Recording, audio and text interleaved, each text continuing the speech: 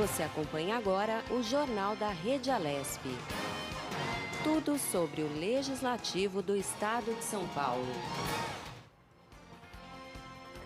Olá, 30 de junho de 2021, quarta-feira. Eu sou Priscila Silvério. Juntos vamos conferir muitas informações que o Jornal da Rede Alesp traz para você. Hoje vamos falar sobre o projeto de lei número 347 de 2021, que visa simplificar o licenciamento de infraestruturas de telefonia móvel. Vamos falar também sobre o Paulista Cultural, atividades gratuitas, cultura e lazer na Avenida Paulista para a família. Outro assunto muito importante que vamos abordar é a regulamentação de comitês de prevenção e solução de disputas. O Jornal da Rede Alesp começa agora. Jornal da Rede Alesp.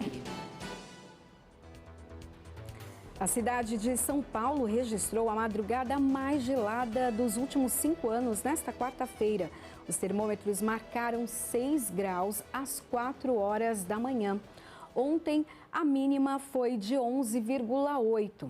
A menor temperatura dos últimos 52 anos foi registrada em 13 de junho de 2016, com 3,5 graus. Em Engenheiro Marcilac, na Zona Sul, às 7 horas da manhã, a temperatura caiu para 0 grau.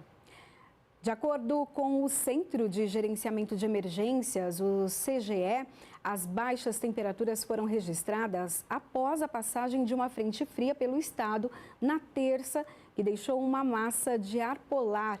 E nesta quarta-feira, o tempo melhora e o sol aparece entre nuvens no decorrer do dia. Mas a sensação geral deve ser de frio e a temperatura máxima não deve superar os 15 graus. Nós vamos falar agora com a repórter Amanda Nascimento, que nos traz mais informações aqui do Parlamento Paulista. Bom dia, Amanda. Bom dia, Priscila. Bom dia a todos que acompanham o Jornal da Rede Alesp. Eu falo diretamente do plenário Juscelino Kubitschek e trago as principais atividades do Parlamento Paulista para esta quarta-feira. Às 10 horas da manhã, começou a reunião da Comissão de Atividades Econômicas, que ainda está em curso. Os parlamentares membros deste grupo de trabalho têm na pauta 18 itens para serem apreciados. Reunião essa que acontece em ambiente virtual e pode ser acompanhada pelo nosso público pela Rede Alesp. Hoje também nós já tivemos uma reunião extraordinária da Comissão de Constituição, Justiça e Redação, que tinha na pauta a redação final do projeto de lei 146 de 2020, que é de autoria dos deputados Leci Brandão, do PCdoB, e dos deputados Dr. Jorge do Carmo e Maurici, ambos do PT. Esse projeto determina a suspensão do cumprimento de mandatos de reintegração de posse, emissão de despejos, remoções judiciais ou extrajudiciais, enquanto vigorar a pandemia do novo coronavírus. Essa reunião, como eu disse, começou às 10 horas da manhã, já foi finalizada e muito em breve o nosso grupo de repórteres disponibiliza então para o público da Rede Alesp mais detalhes sobre essa reunião. E não são só essas as atividades, Priscila. Logo mais às 11 da manhã nós temos uma sessão extraordinária, que é transmitida diretamente aqui do plenário Juscelino Kubitschek, onde eu falo nesse momento, e que tem aí na pauta alguns requerimentos de urgência de projetos de parlamentares. E temos mais atividades. Às 6 horas da tarde, nós temos o ato solene sobre o orgulho LGBT, vacina e trabalho, que também acontece em ambiente virtual. É aí uma iniciativa da bancada ativista. Como eu disse, os participantes vão estar ali de forma online e o nosso público pode ficar ligadinho na Rede Alesp e tem todos os detalhes do que acontece aqui no Parlamento Paulista. Bom, Priscila, por enquanto são essas as informações. Eu sigo aqui de olho nos acontecimentos do Legislativo e volto ao longo do jornal com mais informações. Obrigada, Amanda.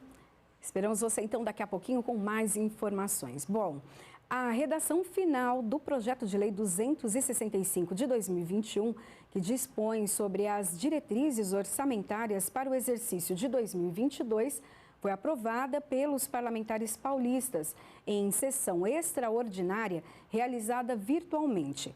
Os detalhes desta aprovação na reportagem de Sérgio Everton. A 57ª sessão extraordinária em ambiente virtual, transmitida pela Rede Alesp, votou o projeto de lei 265 de 2021, que dispõe sobre as diretrizes orçamentárias para o exercício de 2022. A LDO segue as prioridades e metas do Plano Plurianual, que define as políticas públicas do Estado por 4 anos. Ela também orienta a elaboração da Lei Orçamentária Anual, a LOA. O projeto, de autoria do governador, estima quanto o Estado vai arrecadar e define as metas e prioridades para 2022 em áreas como educação, saúde, transporte e infraestrutura. O deputado Carlos Gianazzi é contrário à LDO. Segundo ele, o PL não atende às necessidades e interesses da população.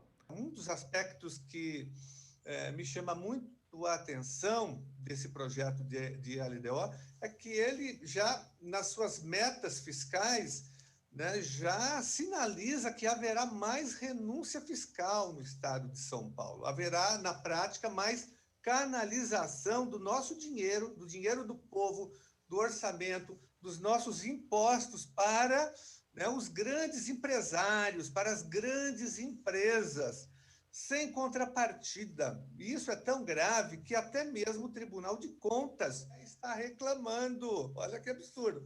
O Tribunal de Contas reclamar é que é grave a situação. Então, as previsões que estão nas metas, naquele anexo, elas são tenebrosas do ponto de vista da renúncia fiscal, né? No ano que vem, para 2022, me parece que são mais de 57 bilhões de reais, é a previsão de renúncia fiscal. Isso vai aumentando de 2023 até 2024. São quase 200 bilhões nos 3 anos, né, 2022, 2023, 2024, quase 200 bilhões de reais do dinheiro público sendo canalizado em renúncia fiscal para esses grandes setores econômicos. A deputada professora Bebel falou da importância da Lei de Diretrizes Orçamentárias, que estrutura a gestão de políticas públicas no estado de São Paulo, mas disse que o orçamento para a educação ainda está aquém do necessário.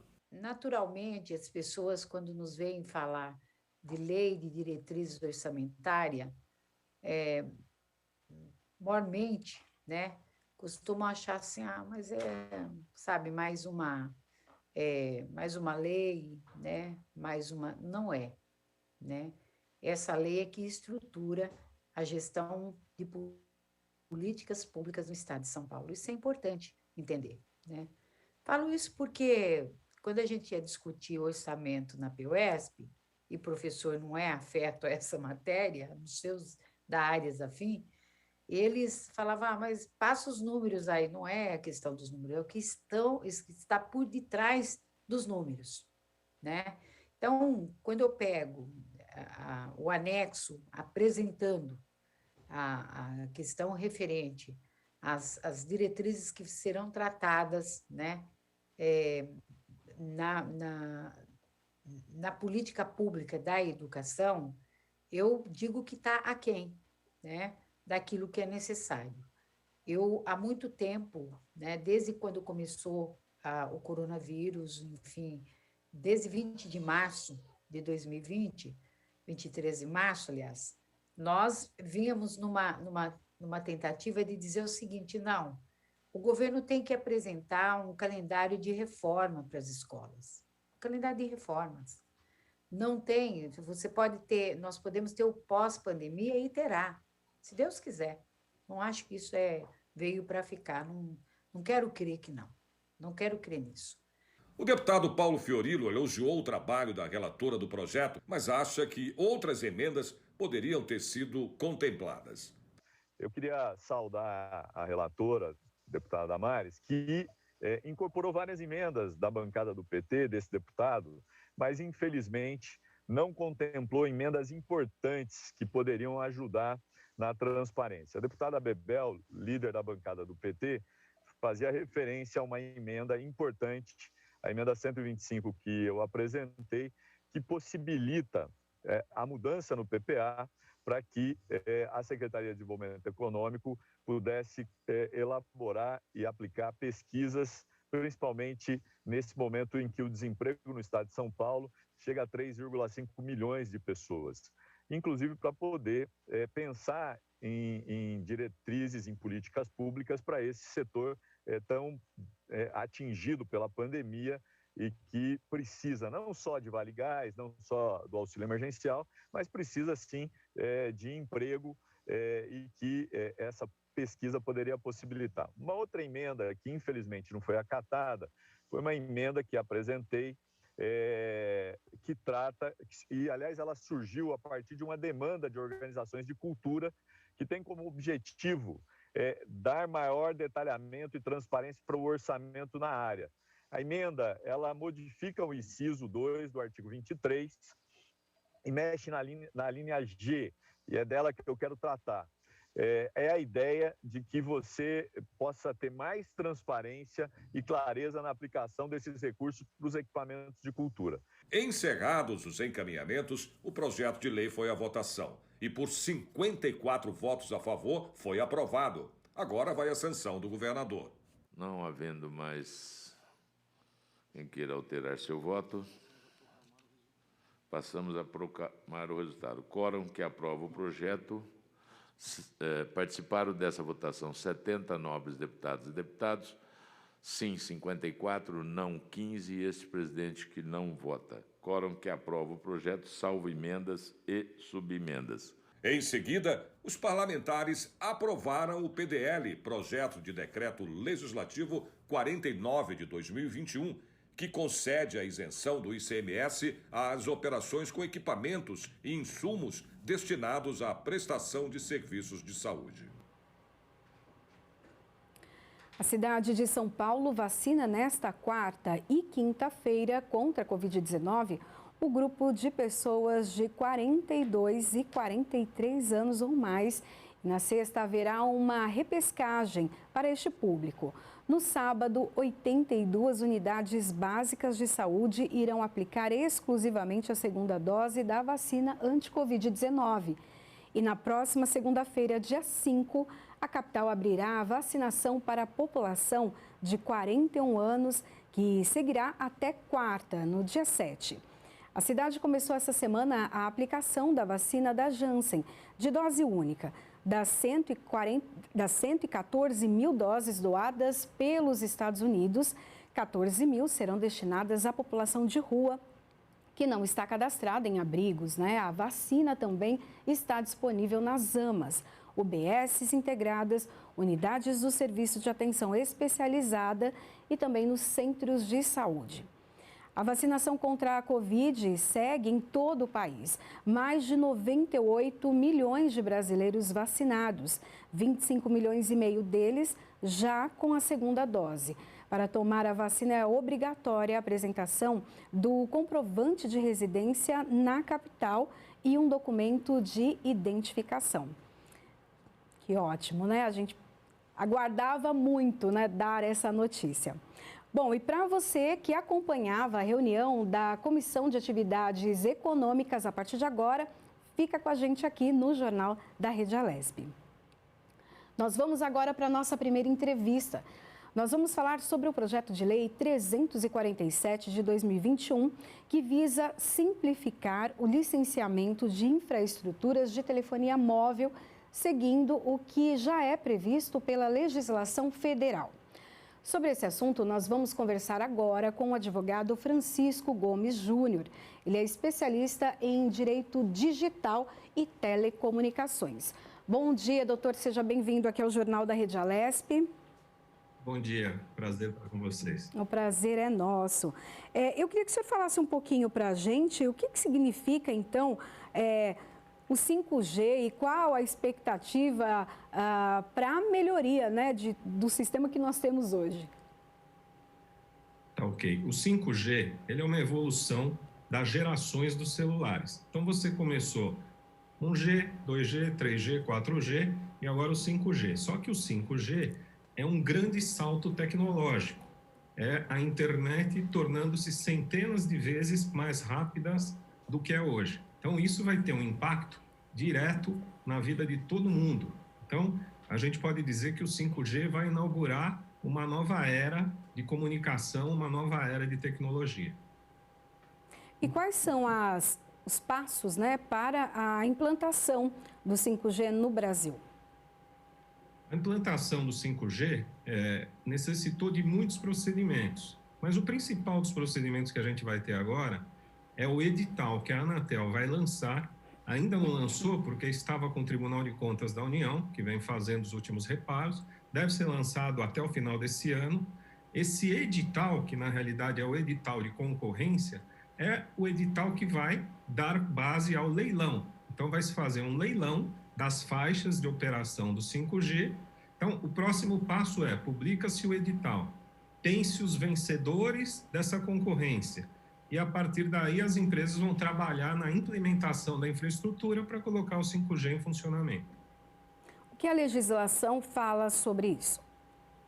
Então, para que o 5G fosse possível no Brasil, você teve que fazer adaptações na legislação, a começar por uma política pública de comunicação, que iniciou lá no ano 2019.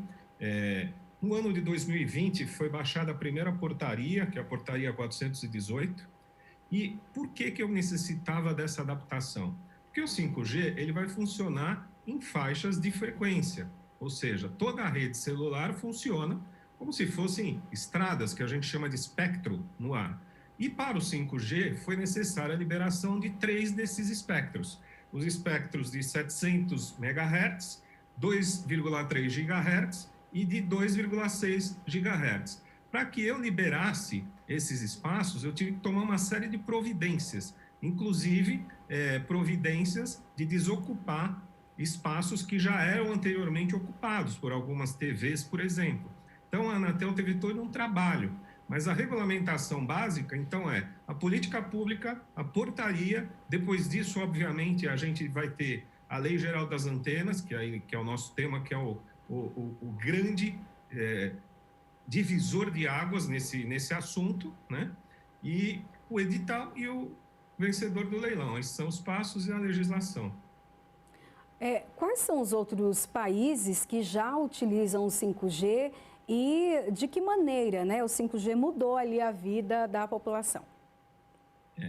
O 5G ele é liderado mundialmente pela China e pelos Estados Unidos, quer dizer, que travam, inclusive, vamos chamar de uma guerra geopolítica pelo domínio do 5G. Mas além da China e dos Estados Unidos, que já estão numa fase mais adiantada, você já tem a Coreia do Sul, a Austrália, boa parte da Europa, por exemplo, Itália e Reino Unido, aqui na América o Canadá, além dos Estados Unidos, e a própria Arábia Saudita. Quer dizer, é uma tecnologia que vem se disseminando de forma rápida pelos países. E a gente espera que o Brasil também ingresse rápido nessa tecnologia. Uhum. E o Brasil tem estrutura para receber, então, essa tecnologia? Todos os brasileiros vão ter acesso? Ou isso depende da localidade, depende do aparelho que a pessoa tenha?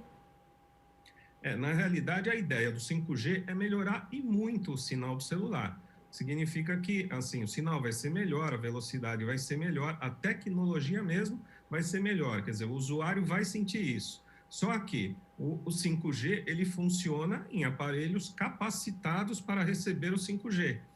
Hoje, praticamente todos os novos aparelhos que já vêm sendo lançados no mercado já têm essa capacidade. Agora, quem tem um aparelho que não tem essa capacidade do 5G, vai ter que proceder à troca. Mas também não precisa se preocupar pelo seguinte, a rede 4G vai continuar existindo, quer dizer, você dentro das possibilidades de cada um, a pessoa vai, compra o aparelho 5G e migra para o 5G, mas a rede antiga continua funcionando. Doutor, nesse momento que nós vivemos de pandemia e precisamos trabalhar home office, também estudar em casa, nós percebemos a dificuldade, né, da internet, sentimos muita dificuldade. Com essas mudanças, essas dificuldades também vão melhorar, né? Também dos outros sinais do 4G, quem usa 3G? Devem melhorar. Agora, a gente tem um problema estrutural que eu diria não depende tanto das empresas de telecomunicações, mas sim das legislações e, no caso, municipais. Quer dizer, a Lei Geral de Antenas, ela veio para regulamentar a implantação de antenas por todo o país. Mas, embora ela tenha regulamentado por todo o país, centenas, aliás, milhares de municípios editam legislações próprias com novas exigências para a implementação da antena. O bom funcionamento do serviço depende, sobretudo, da facilidade das empresas em instalar antenas. As antenas do 5G são muito menores, não são mais aquelas antenas que parecem uma torre que a gente vê em topo de prédio ou vê na estrada quando está viajando. São antenas pequenas e, por isso, vão ser necessárias num número maior. Então, é importantíssimo que a legislação não trave a implementação dessas antenas, senão o 5G vai ter muita dificuldade em operar. Uhum. Doutor, eu não sei se tem a ver a questão também dos cabeamentos, né? Se fala muito dessa questão que os cabeamentos são subterrâneos, né? Ou precisaria ir para o subterrâneo, enfim, há aí uma discussão e um problema também estrutural para que chegue tanto a internet, a telefonia, até também a questão de televisão, a cabo, por conta dessa rede, né? Toda que nós temos. Eu queria que o senhor explicasse um pouco como funciona hoje, o que precisaria mudar também nessa estrutura. Há um projeto de que se altere os cabos subterrâneos, toda a rede subterrânea. Se você olhar o subsolo da cidade de São Paulo, é um absurdo o que você tem de cabos e fios passando de todas as operadoras possíveis. Isso gera realmente interrupções na rede e prejudica, sobretudo, o serviço de internet cabeada. Por que prejudica? Porque você veja, muitas vezes, uma companhia de água vai fazer uma obra e faz um furo no chão, bate a picareta lá no solo e, sem querer, atinge um cabo de fibra ótica, por exemplo. E esse cabo é danificado, tem que ser trocado. Então, nesse período, até o cabo ser trocado, o serviço vai estar prejudicado. O 5G não vai ter prejuízo com isso, porque ele vai funcionar, digamos assim, pelas antenas. Agora, há um projeto, inclusive, para que se troque essa rede cabeada por redes, que se troque essa rede, digamos assim, toda entrelaçada de cabos, por redes segmentadas. Ou seja, eu teria camadas no subsolo em que eu possa separar cabos, que hoje não estão separados, estão todos misturados, e possa disciplinar o uso desse solo. Há uma discussão que vai envolver, inclusive, esse projeto de lei, no que diz respeito à competência, novamente, porque legislar, por exemplo, sobre telecomunicações é uma competência da União. Então, quando o município está, de certa forma, disciplinando como vai funcionar a infraestrutura de telecomunicações, há de se ver se ela não está invadindo essa competência da União. E porque, se tiver, certamente essa briga acaba em juízo, na justiça, e tudo acaba demorando muito mais. Uhum. O 5G ele não vai, então, interferir ou trazer benefícios para a internet que chega em casa, aquela que é cabeada. É só realmente para os aparelhos celulares, tablets? Não, ela vai trazer benefício para todo mundo que se utilizar da internet na versão 5G, seja ela cabeada, seja ela Wi-Fi. O que eu digo é o seguinte, o que vai proporcionar a velocidade do 5G é a tecnologia e a qualidade das próprias antenas e a faixa onde ela vai operar, o espectro onde ela vai operar. Então, assim, ela vai ter um benefício grande para todos, para todo mundo vai ter esse benefício. Por mais que a gente tenha problemas na infraestrutura, no subsolo, no subterrâneo da cidade, a tendência é que todos tenham melhoria. Isso pode ajudar também, né, nos lugares mais distantes, né? Nesse momento de estudo online, houve muita reclamação de quem mora, por exemplo, na zona rural, um pouco mais distante, então, das antenas. Isso também vai acabar. Vai acabar. O grande benefício que a gente espera do 5G é esse, quer dizer, ele vai ter um benefício social de propiciar muita coisa à distância, aulas à distância, por exemplo, que a gente precisa tanto agora, sem essas falhas. Além disso, você vai ter uma melhoria com essa velocidade muito grande na telemedicina, que se utiliza muito da tecnologia, vai se utilizar da tecnologia 5G, porque hoje, muitas vezes, quando você está fazendo um procedimento de telemedicina, se você tem um problema de sinal na internet e você pode, inclusive, prejudicar o procedimento. Por conta disso, muitos procedimentos ainda não são feitos nessa via remota e devem passar a ser feitos. Quer dizer, vai beneficiar os carros autônomos, que a gente ouve tanto falar, que logo, logo nós vamos ter carros que praticamente se guiam sozinhos, que vão evitar colisões. Só que para isso eu preciso ter um 5G bem implantado, para transmitir em tempo real a localização de cada veículo. Vai beneficiar o agronegócio, que já vem tentando implementar medidas cada vez mais tecnológicas, enfim. 5G vai beneficiar uma gama de setores e vai beneficiar muito o aprendizado à distância também, como você disse. Uhum. E já tem data da implantação da lei? Como que... Então, estamos um pouco atrasados, tá? Na realidade, a gente tinha a nossa previsão de que entre o início desse ano, o fim do ano passado e o início desse ano, a gente tivesse o edital publicado. Com a pandemia, a Anatel teve dificuldade em realizar, inclusive, alguns testes técnicos que eles fazem em campo. Então, isso atrasou um pouco. Depois, o edital já estava pronto e ele foi para o TCU. E o TCU também está há alguns meses fazendo comentários e aperfeiçoando esse edital.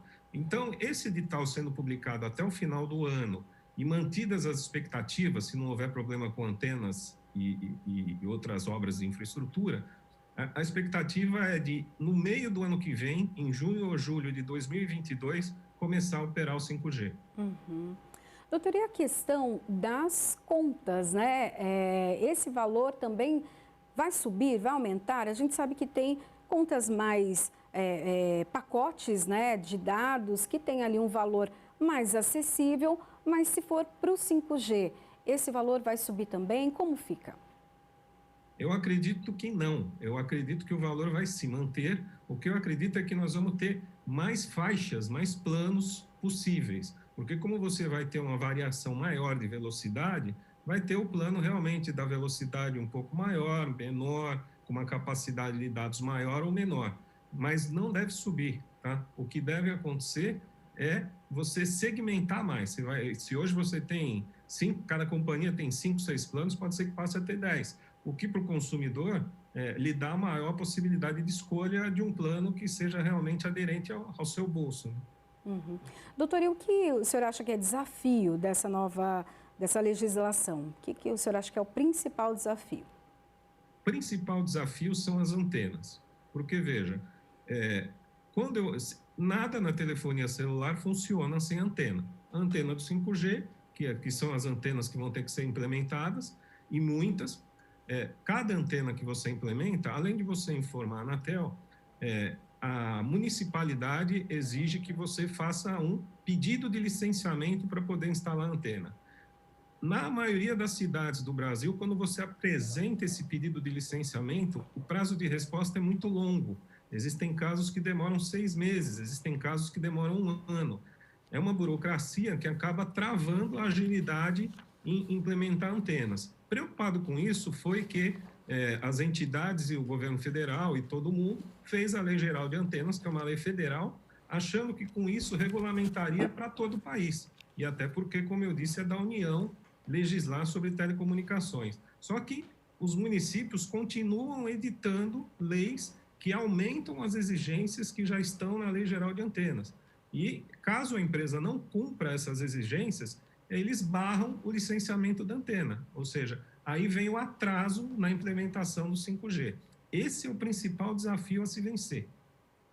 Bom, quero agradecer, então, as informações do Dr. Francisco Gomes Júnior, advogado especialista em Direito Digital e Telecomunicações. Muito obrigada, doutor. Obrigado, bom dia. Bom dia. A gente segue aqui com o Jornal da Rede Alesp. Olha, você acompanha em instantes a transmissão da reunião da 59ª Sessão Extraordinária em ambiente virtual com a ordem do dia. Você continua assistindo o Jornal da Rede Alesp pelo nosso canal no YouTube.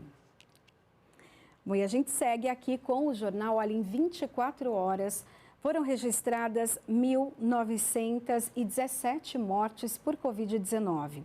Pouco mais de 516.100 pessoas já morreram desde o início da pandemia e mais de 18 milhões e meio de brasileiros se contaminaram pelo coronavírus. A média móvel de mortes se mantém há 3 dias, em que a média de mortes ela se mantém, então, nos últimos 3 dias e está em queda, mas ainda é altíssima e o número de mortes é de 1.600.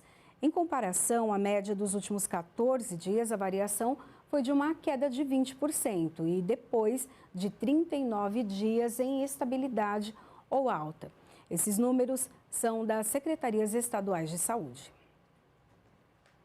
A Secretaria Estadual de Saúde de São Paulo afirmou que mantém a orientação do Ministério da Saúde para que grávidas que receberam a primeira dose da vacina AstraZeneca contra a Covid-19 completem o esquema vacinal com o mesmo imunizante após o puérpero. Ontem, terça-feira, a Prefeitura do Rio autorizou que mulheres grávidas que tomaram a vacina da AstraZeneca na primeira dose recebam a da Pfizer na segunda aplicação. É a primeira capital brasileira a adotar a combinação de imunizantes. A AstraZeneca foi suspensa para gestantes em maio, após recomendação da Agência Nacional de Vigilância Sanitária, a Anvisa, por conta de uma reação adversa. Desde então, a orientação é de que as gestantes e puérperas recebam Coronavac ou Pfizer na primeira dose. O governo do estado de São Paulo autorizou a implantação de uma unidade do Poupatempo em Bertioga, cidade da Baixada Santista. O vice-governador e secretário de governo, Rodrigo Garcia, disse que, ao fazer o anúncio do novo posto, que o modelo de atendimento será inovador, mas mais moderno e também inteligente. A estrutura já foi testada e aprovada pela população nas unidades de Aguaí, Lençóis Paulistas, Jales e Salto, escolhidas para o projeto piloto. Olha, o futuro posto de Bertioga terá capacidade para realizar 160 atendimentos por dia. O custo do projeto é de R$ 160 mil. A Caixa Econômica Federal paga hoje a terceira parcela do auxílio emergencial para os trabalhadores nascidos nos meses de novembro e dezembro. O dinheiro pode ser utilizado para pagamentos, transferências e compras por meio da conta digital do aplicativo Caixa Tem, mas só pode ser sacado nos dias 16 e 19 de julho. Os valores variam de R$ 150 a R$ 375, dependendo da família. Hoje também recebem os benefícios do Bolsa Família com o número de identificação social com o final 0. Neste caso, o dinheiro já fica disponível para o saque.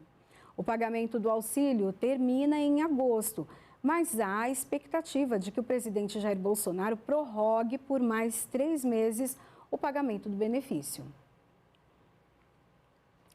Começa hoje e vão até o dia 14 de julho as inscrições para o Exame Nacional do Ensino Médio, o Enem 2021, cujas provas estão previstas para 21 e 28 de novembro deste ano. Olha, a taxa de inscrição é de apenas R$ 85 e o estudante deve escolher a prova escrita ou a digital ao se inscrever na página do participante no site INEP, do INEP, né? enem.inep.gov.br/participante. E agora nós vamos falar sobre Paulista Cultural, atividades gratuitas, cultura e lazer na Avenida Paulista para a família. Sobre esse assunto, nós vamos conversar agora com Gabriela Magnin, que é coordenadora do Núcleo de Comunicação. Bom dia, seja bem-vinda aqui ao Jornal da Rede Alesp. Bom dia, muito obrigada pela oportunidade. Nossa, um prazer estar aqui com vocês. Que bom, o prazer é nosso. Olha, eu queria que você explicasse um pouquinho para a gente sobre o Paulista Cultural, né? A primeira edição online. Fala para a gente o que contempla, então, essa versão. Então, primeira vez totalmente online, né? Eu acho que é legal contar um pouquinho de como nasceu o Paulista Cultural. Paulista Cultural é um grupo das 7 instituições culturais localizadas na Avenida Paulista. Ele nasceu lá em 2017, muito inspirado no movimento, no corredor Museum Mile, em Nova York, que é localizado na Quinta Avenida, onde lá são 10 museus que compõem esse corredor cultural.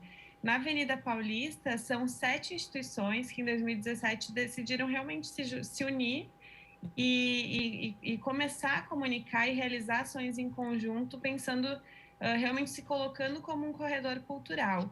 Até vou já começar falando dessas 7 instituições, quais são, né? São o Itaú Cultural, que eu faço parte, o Centro Cultural Fiesp, o Instituto Moreira Salles, a Japan House de São Paulo, o MASP, Sesc Avenida Paulista e a Casa das Rosas, que inclusive é um equipamento da Secretaria de Cultura e Economia Criativa do Estado de São Paulo. E aí esse grupo se uniu e a primeira grande ação conjunta foi um evento que aconteceu em 2018, o evento Paulista Cultural.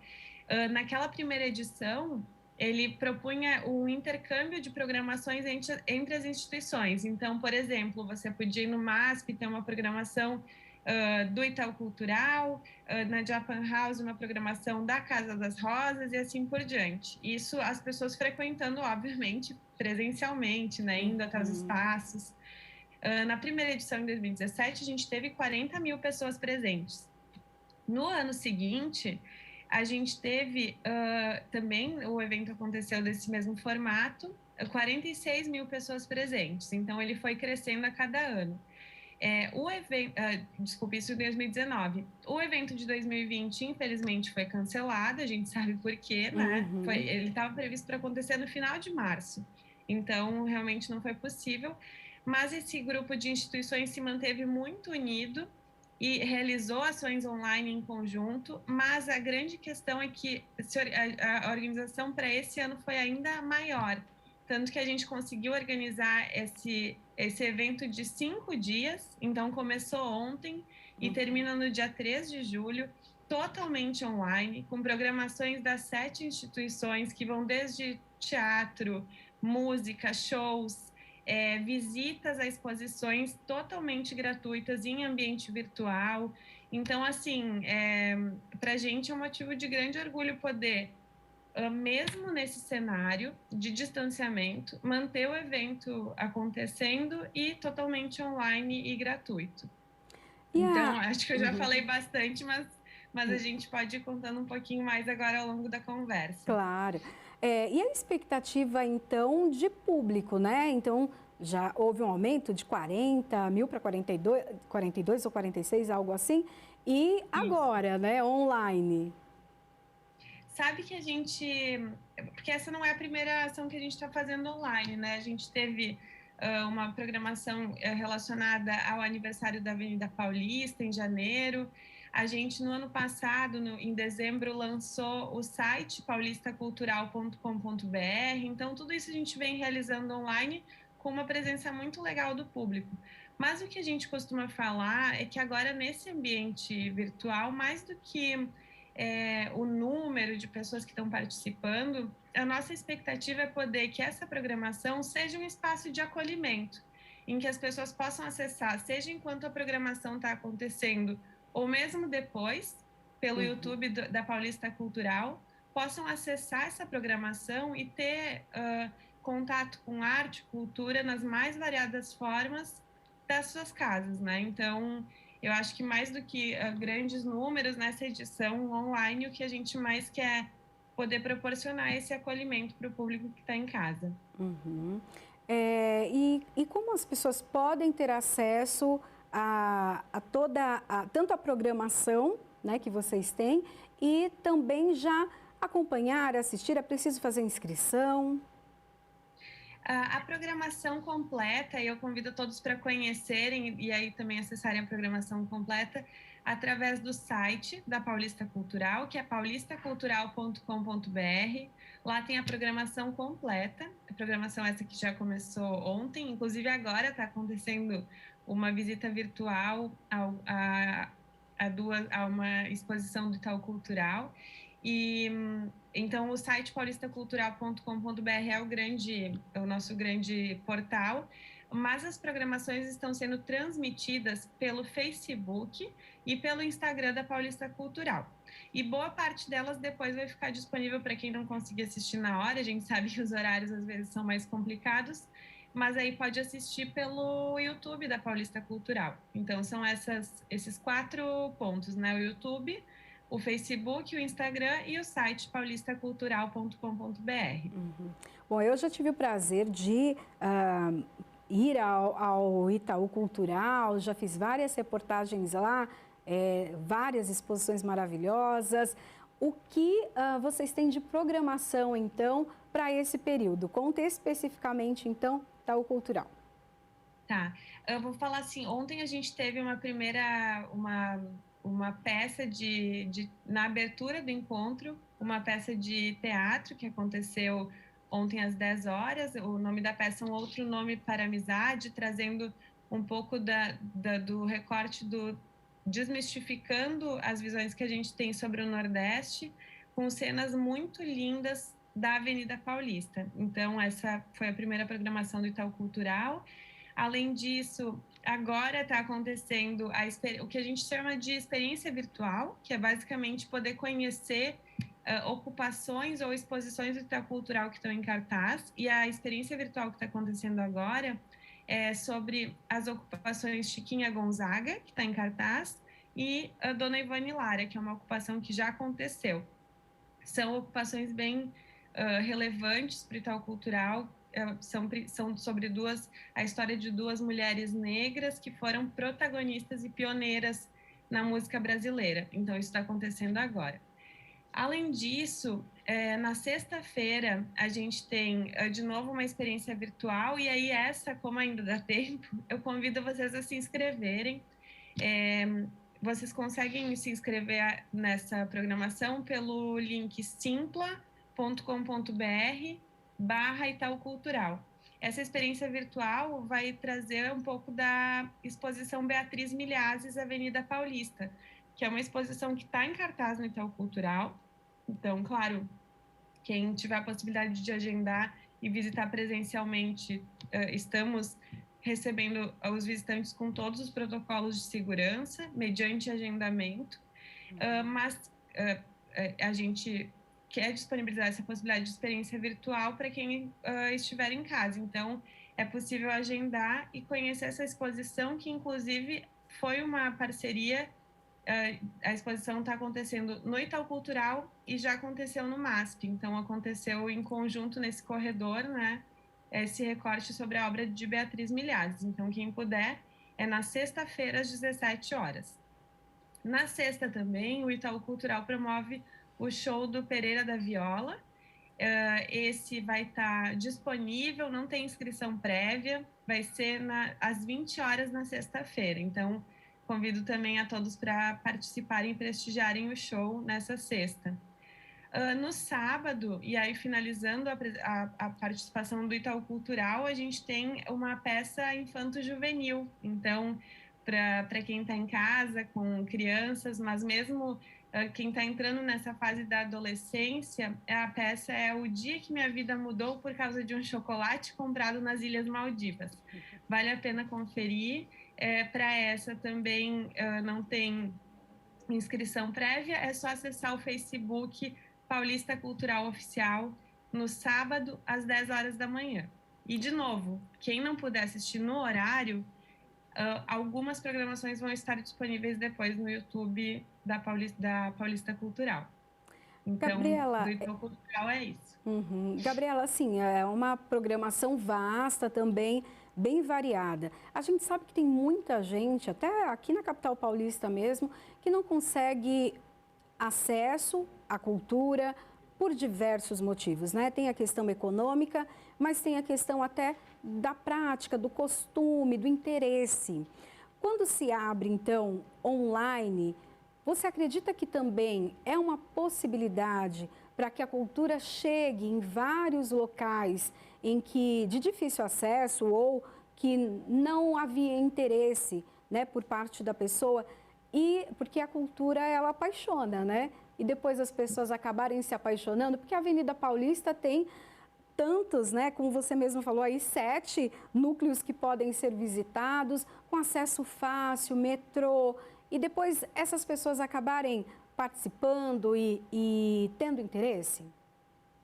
Olha, eu acho que isso é muito boa essa pergunta, né? Porque a gente até fez uma pesquisa no passado, Itaú Cultural, junto com a Datafolha, que ela trouxe que opções culturais como música, filmes, séries, durante esse período de isolamento, enfim, de pandemia, esse período que a gente está vivendo, foram programações muito mais procuradas por brasileiros e brasileiras, e mais de 60% das pessoas entrevistadas se sentiu menos ansiosa por conta de programações online relacionadas à arte e cultura, né? Reforçando a importância da cultura e da arte para realmente a nossa saúde mental, né? Que é um ponto que a gente vem falando muito.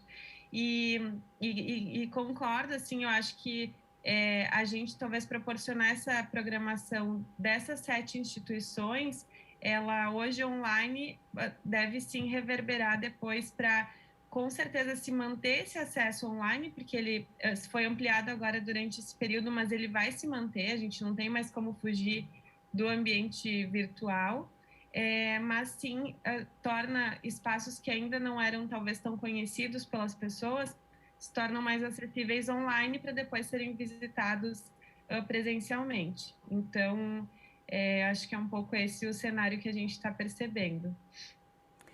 Dentre as atividades, vai se falar também dessa questão da conscientização. A gente ainda vive num momento de pandemia, ainda vive um momento muito delicado, aumento do número de pessoas contaminadas, muitas mortes. E a cultura, né, ela também tem uma função de levar informação, de fazer com que as pessoas pensem, né? E eu acho que isso é muito bacana. Essas atividades também têm algum viés nesse sentido ou não? Vai ser entretenimento para as pessoas também pararem de pensar um pouco sobre isso? Assim, as 7 instituições, né, como a gente já falou, elas são... essa programação online já acontece, né, no espaço de cada uma delas e também como o conjunto da Paulista Cultural.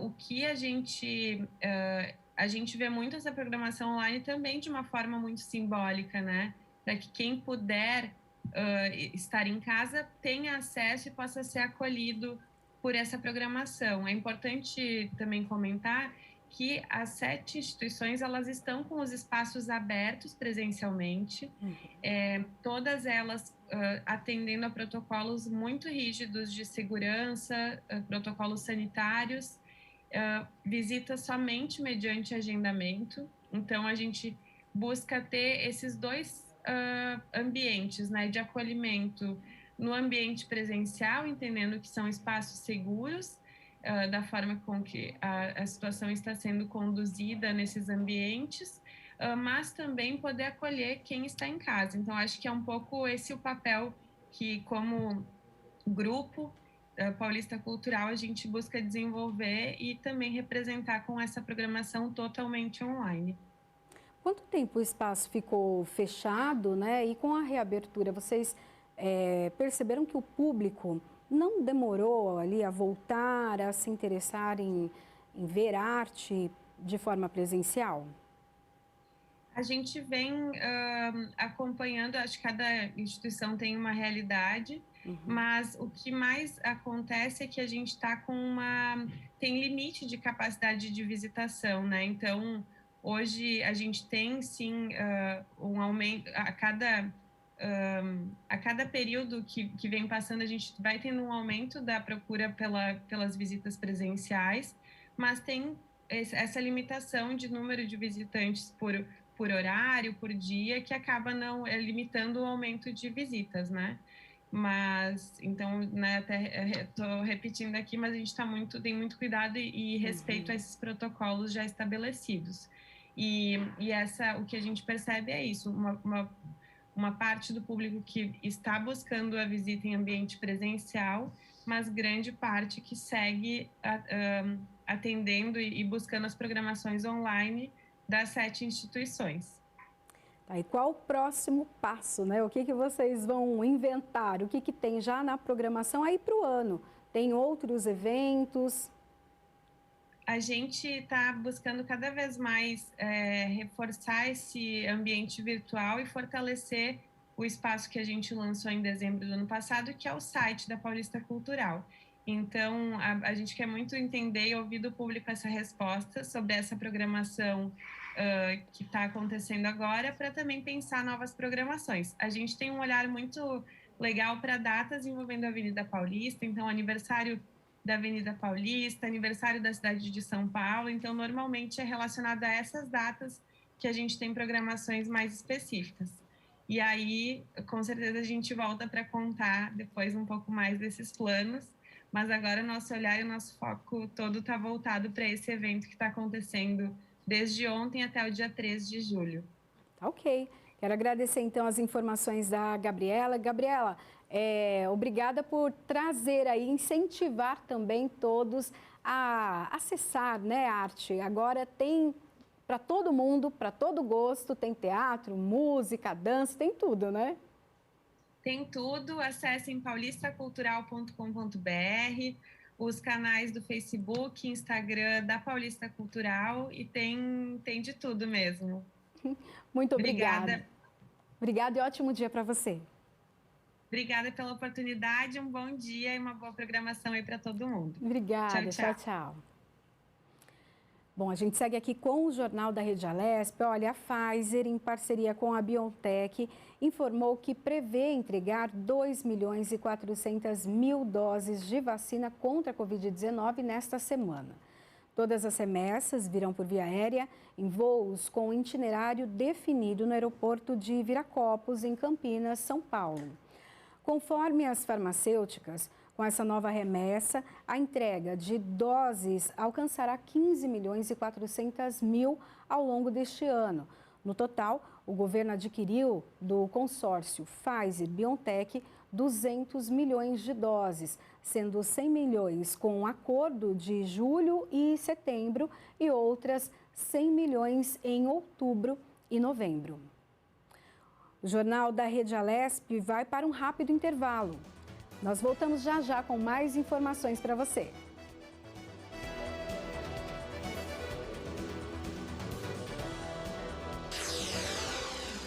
Você acompanha Jornal da Rede